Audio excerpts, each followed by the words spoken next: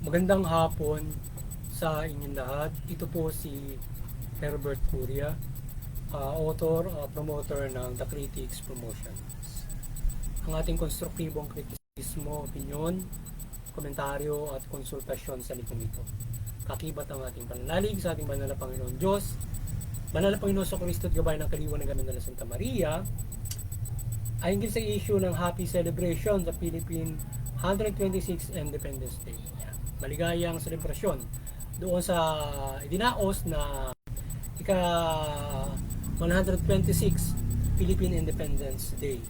Ang Pilipinas ay nagdaos ng ika 126 araw ng kalayaan last June 12, 2024. So nakikisa tayo sa pagdiriwang ng selebrasyon ng kalayaan ng ating bansa at ating pinagpupugayan ang ating mga ninunong nakipaglaban sa mga kasila para sa ating kalayaan na tinatamasan natin ngayon. Ang pamalaan sa pangunguna ng ating Pangulong Marcos ay dinaos ang araw ng kalayaan sa grandstand at nagkaroon sila doon ng mga programa at pagparala ng ating pwersa at mga kalahok sa okasyong ito. Ayon sa ating Pangulong Marcos sa kanyang pananalita ay ang espiritu ng kalayaan ay nasa atin at makipaglaban tayo sa ating mga pang-araw-araw na kinaharap sa buhay at mga nagiging kaapihan. Pagkakaisa ang boses ng ating DILG Secretary Abalos para protektahan ng ating kalayaan at maipagpatuloy ang sakripisyo ng ating mga ninuno. Ngayon, ang The Critics Promotions at People's Anti-Crime Promotion, yung ating Anti-Criminality Promotions, ay mariging sumusuporta sa mabuting pamamahala, patas ng hustisya at karapatang pantao. Asisyong ito ng selebrasyon ng araw ng ating kalayaan ng bansa na ika-126 araw ng kalayaan ng bansa mula sa pananakop ng Kastila ay mariing nakikisa tayo sa ating kalayaan at ating pinagpupugayan ang sakripisyo ng ating mga bayaning martir at nakadihok sa pakikibaka para sa kalayaan. Mabuhay ang sambayan ng Pilipino at ating patuloy na gunitain at parangalan ang ating mga bayaning nagsakripisyo ng buhay at tapang at kagitingan upang tamasahin natin ngayon ang malayang demokrasya at inisikil ng mga mananakop na dayuhan. Magkaisa at sama-sama nating patuloy may pagtanggol ang ating kalayaan sa anumang mananakop, direkta o indirekta sa ating bansa upang tayo ay kontrolin at kanilang pamahalaanan. Ipaglaban natin ang ating demokrasya at pamalaan na patas para sa lahat, nakilala ng at kumikilala ng karapatang pantao at nagpapairal ng mabuting pamamahala. Ipaglaban natin ang ating lipunan na namumuhay ayon sa karapatang pantao at malayang pamumuhay niya. So ipaglaban natin ang ating sambayan ng Pilipino, ang ating bansa mula doon sa pananakop o maaaring direkta indirekta pananakop sa lahat. Pangalaga natin ang ating pamahalaan. Ito tayo mayroong mabuting pamahalaan na nagpapairal ng mabuting pamamahala, patas ng hustisya, yan, karapatang pantao, at ito ay hindi kontrolado ng mga dayuhan o ng sino mang mga direkta at indirektang mananakop, kundi tayo ay mayroong pakikisa lamang sa iba't ibang mga bansa at lalong-lalo na sa United Nations na katuwang ng bawat mga bansa sa pagpapairal ng karapatang pantao. Ipaglaban natin at makibaka tayo laban sa indirektang mananakop, kagaya ng mga imperialista na kontrolin tayo sa pamamagitan ng ganitong pagsakop at kontrol sa bansa, at ipaglaban ng mabuting pamamahala na mawala ang inipatas na burokrasya at ang ating pamahalaan ay kontrol ng mga kapitalista lamang at hindi ng patas para sa lahat. So yan. So tayo ay ipaglaban natin na yung ating pamahalaan ay hindi makontrol ng sino mang imperialista.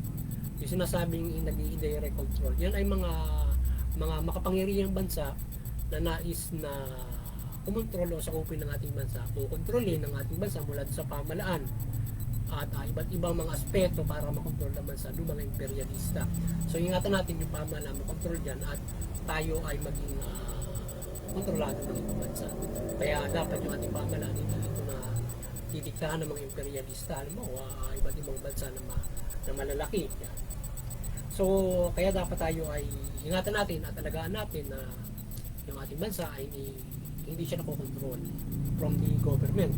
So, ating boses ay mahalaga na sama-sama upang umiral ang mabuting pamamahala at demokrasya ng lahat at hindi ng mayayaman at maimpluwensya lamang bagkos ang magsasaka at manggagawa at maliliit na tao at patas na makamamuhay ayon sa karapatan sa bansang ito. Ipaglaban natin ang patas ng hustisya upang walang makamang agrabyado sa ating bansa at mula sa nagiging hindi patas na pamamahala nating mga Pilipino. Ito ang kinakarap natin na maging hindi patas sa ating paglaya mula sa mga Kastila at iba't ibang mananakop. Yan. So malaga na tayo ay nagkakaisa para mapangalagaan natin ang ating bansa at ang ating pamahalaan. So yan, kagaya ng halimbawa, pangalagaan natin na nagpapahirap rin ng patas ng hustisya, na mayroong mga hindi patas na napapairalan ng peace and order ng hustisya, yung karapatang tao nilalabag, yung batas ay abusado na nag-enforce ng enforcement at hindi patas yung hustisya kapag nagkakaroon ng mga litisan. So kaya pangalagaan natin fair yan para walang naagrabyado, walang naabuso yung ating pamahalaan from the unfair treatment, injustice o unfair implementation of justice. So yun ay mahirap na kapag na-implementan tayo nun, kawawa tayo kung tayo ay yung mga tao na naaapi sa pamamagitan ng hindi patas ng hustisya, nakakasuhan na walang kaso, na ipapakulong na wala namang ginawang kasalanan, or yung iba ay napapatay pa, mga EGK, ganyan. So hindi maganda yon. Kinakailangan we are all pangalaga natin yung pamahalaan ang lipunan na magkaroon tayo ng malaya na nais ng ating mga ninuno na hindi lamang doon sa mananakop maging malaya, kundi maging sa ating kapwa Pilipino na nais na sumikil sa ating pamumuhay mula doon sa mga naglalaki ng mga uri at mga nais na kumontrol ng ating bansa. So hindi tayo dapat ganoon na makontrol sa pamamagitan ng paggamit ng pamahalaan sapagat may pwersa yung pamahalaan. Yung iba kasi gumagamit ng mga private army to control at makuha nila ang isang makapagpayaman at makontrol nila ang kapangyarihan sa isang bayan, isang lugar. So dapat the government ay palagi natin pangalagaan sa mabuting pamamahala. Tayo ay nanatiling malapidal dahil sa hindi patas na pamamahala at ating lipunan, na hindi patas ang ating pamumuhay, na hindi umaabot sa ating karapatan, naging malapidal tayo sa ating sinasahod at pagtatrabaho na maliit ang kinikita sa iba't ibang usapin, sa trabaho na hindi na ibigay ang sapat na pamumuhay. So ating sama-samang isaboses na ang ating pamahalaan ay maipatupad ang standard na sahod at pamumuhay sa lahat mula magsasaka, manggagawa, upang hindi maging malapidal sa pamumuhay. So yan tayo ay nagiging malapidal yung ating pamumuhay. So yan tayo ay nagiging hindi malaya. Tayo ay semi alipin, ika nga. Dahil mula doon sa nagtatrabaho nga tayo, namuwi tayo ng bahay, pero yung ating sinasahod hindi sapat para tayong alipin lang, na para tayong mga agaya ng mga unang panahon na yung mga tao, ikaw ay alipin, manggagawa ka doon sa bahay, ang bayad sa iyo pagkain lang. Ngayon tayo naman ay meron po pero hindi naman tayo makapabuhay ng maayos. So kaya dapat ay tayo ay patuloy na isaboses sa ating pamahalaan na maabot natin yung standard, yung karapatan para lahat makapabuhay ayon doon sa karapatan. So yung yaman ng wealth of the country will be divided from our earn, and then the social services ng ating binibigay na serbisyo ng ating pamahalaan, and then how we earn doon sa ating kinikita na sa ating mga trabaho. So ganyan na ibigay yaman ng ating bansa. Pero hindi nagiging sapat nga dahil nga sa para nagiging pedal pag tayo nagtatrabaho. So yan, at saka dapat ay lubos na pagka ibigay ng pamahalaan yung kanilang mga servisyo. At sana patuloy na yan ang ating sama-sama ng mga Pilipino. At magkaroon tayo ng mga leader na mahusay kagaya ng ating ng panahon ngayon. So naging ang ating leader ay pinisikap na tayo ay maabot, maibigay yung karapatan. So sana patuloy nyo maibigay yan na magkaroon tayo ng standard sa unti-unti hanggang sa mabot natin. So mananatili tayo malapit dahil sa minimum wage income at mababang kita na hindi sapat nakita o hindi man lamang tayo makapamuhay si standard living o ayon sa karapatan na kaya itong ibili o i-amortize lamang na maayos na bahay at magpaaral ng anak, etc. Hindi na sa usapin na yan, kundi ang unemployment o kawalan ng trabaho at industriya sa bansa na nagdudulot ng inequality at kahirapan o opresyon. So pag ibiyuhin ang pabahay at land reform para ito mababang kita o minimum wage earner, mabigyan nito at lupa sa mga magsasaka. So sa ating dinatnan ng ating administrasyon Marcos ngayon, ganun yung ating pamumuhay.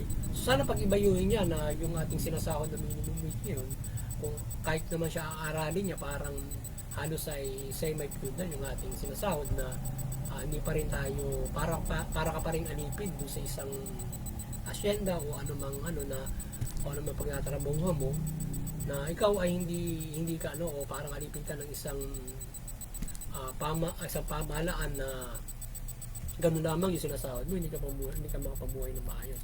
So ngayon nadatnan niya na ganitong ating income. So sana sa darating na panahon ay mabigyan niya na maayos nakita yung mga private. So yung nasa government kahit pa paano na may mga magtanda silang sahod yun. Pero kahit paano yung standard din pa rin dapat. The lower yung sinasabing minimum wage, dapat yun yung standard salary. Magkano ba yung standard salary natin should be? Na kailangan alam mo mga 40,000. So yun yung dapat na minimum wage. Pero magkano minimum wage natin yan? 10,000 lang sa private, 'di ba? Doon sa government maaaring mataas. Pero kaya dapat ay dapat maabot natin yung standard. Pero napakalayo pa. Pero ang malaga, unti-unti maabot ng administrasyon yung standard at ma-employ niya lahat.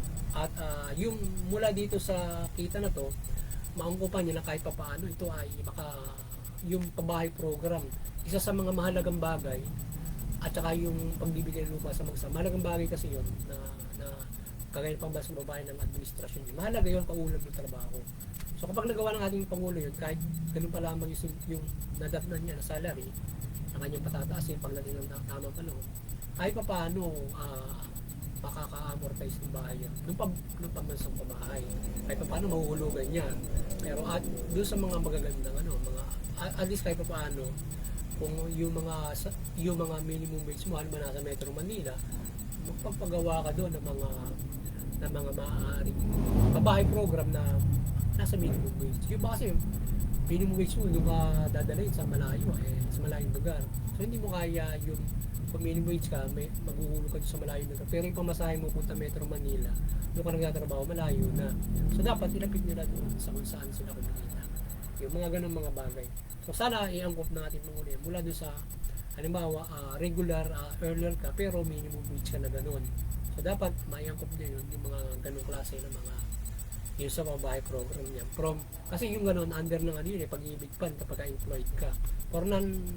For non-employed ka kasi doon sa pabahay program, DHSUD, doon ka binibigyan ng pagkakataon para mahulugan mo halimbawa may mali ka negosyo. Pero kung employed ka kasi, doon ka sa pag-ibig pan. So sana pag-iba yun ng pag-ibig pan, pagtulungan na ng DSSUD, kapag yung minimum wage, pwede silang maka-avail ng mga pabahay program na abot ng minimum wage. Kasi kung maaaring hindi kayanin ng mga minimum wage earner, yung mga pabahay na o yung mga halimbawa bibili ka nung hindi sa gobyerno, hindi mo kaya bumili sa out of the government, malaki yung amortization.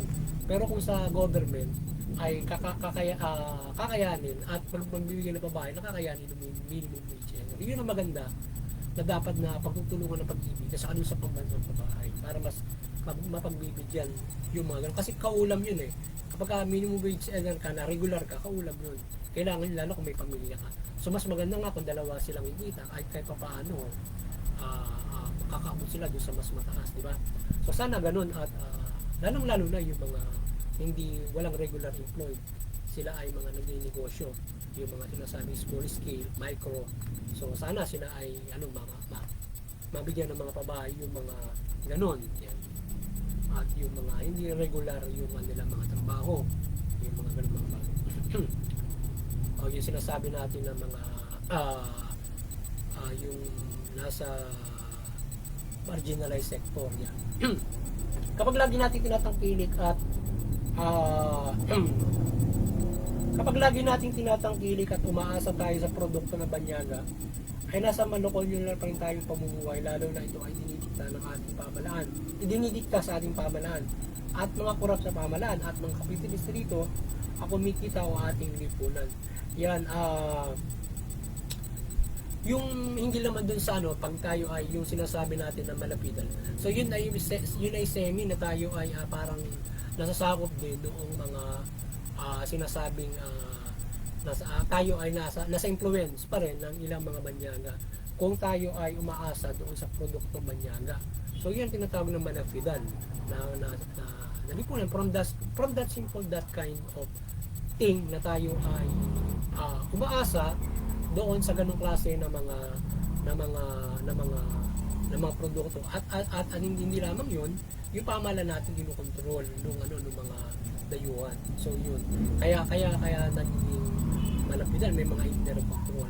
So yun ang hindi maganda ron, halimbawa kagaya nung iba't ibang mga makikipag-ugnayan natin na mukhang hindi patas sa ibang bansa na nag-uudyok sa nagbubulsod sa atin o nagdadala sa atin sa status na malapitan yung ating lipunan,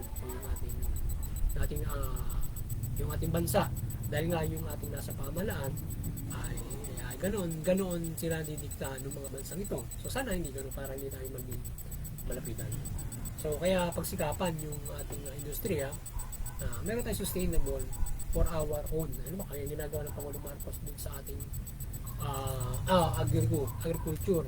So dapat gawin na sustainable yun para hindi tayo aasa sa export at at the fair price, kasi kung tayo ay aasa sa import lagi, pag dumating yung buto na sigilan na, tayo yung kawawa.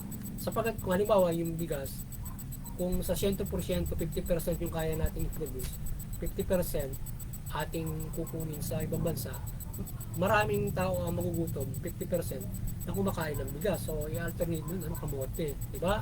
Kasi wala tayong bigas na sustainable. Kung nagkagipitan, halimbawa, sa buong mundo, so saan ka kukuha kung hindi ka makaka-import? Yung sustainable production mo, 50% lang sa ating populasyon, di ba? So mahirap yun. Kaya dapat, sana pag-ibayuhin yung sustainable ng ating Pangulo at yung mga tinatawag na mga yung ganyang mga importation. So tingnan pag-aralan mabuti kung paano tayo import, yung hindi naman tayo ganyan na under hindi na lang aasa sa mga dayuhan. So kaya ang ating nationalismo kaya nga ay patas para sa Pilipino at unlaran sa ibang bansa ay siyang ating dapat gawin at magsagawa tayo ng sustainable na bibigay sa atin ng maayos na pamumuhay sa iba't ibang produkto at serbisyo. So magkaroon tayo ng nationalism at buhusay dapat yung ating pag-ugnayan sa ibang bansa na hindi naman tayo naagrabyado at hindi tayo nang-aagrabyado sa kanya. So fair lang dapat yung ating ugnayan para hindi naman tayo na umaasa doon sa ibang bansa. So parehas tayo dapat na nagkakaroon ng mga pagtutulungan yung bansa. Mayroon tayong pangangailangan na kailangan nila na kailangan natin na kaya natin i-produce. May mga ganung mga bagay or kinakailangan bigyan tayo ng edukasyon para makapagtayo tayo ng sarili. Mga ganung mga bagay, di ba? Na maaaring ibahagi sa atin ng ibang bansa. Tayo naman ay makapagbahagi sa ganitong bagay in the other country. No? Na usually kahit magkagipitan, hindi naman sila magiging gipit kapag Iyon ay inaangkat nila sa atin. At maging ganun din tayo dapat sa kanila. And giving them education or giving them bibigyan din tayo nila ng edukasyon sa iba't ibang mga bagay para tayo ay lumatak. Umangat yung antas ng ating pamumuhay kagaya ng digitalization. So tayo ay maasa rin doon sa ibang bansa to improve our digital development. Kagaya sa iba't ibang mga platform, yan, mga ganyan. So, muli, ang kaliwanagan ni Banal Santa Maria Gumay sa ating lahat mula pamahalaan at mga Pilipino at himain ng mabuting balita. At ang pamahalaan ay mamahala ng mabuti at ang mamamayan ay sumunod. Sa pamahalaan sa gayon, makapumuhay tayo ng mapayapa at ayon sa ating karapatan at maunlad na bumuhay sa gitna ng mga taong liko-liko ang pamumuhay niya. So, muli, kaliwanagan ni Banal Santa Maria yung pamahalaan, mga Pilipino, yung pamahalaan, mamahala ng mabuti, matuwid, tugunin yung karapatan ng tao.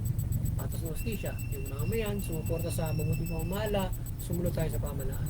Tayo gumawa ng manawag sa batas. Suportahan natin yung mabuting pamamahala, patas ng hustisya, karapatan ng tao. So kayo mamumuhay tayo ng mapayapa. Mamumuhay tayo ng kaunlad. Madali, ang kaunlaran kung tayo ay mapayapa.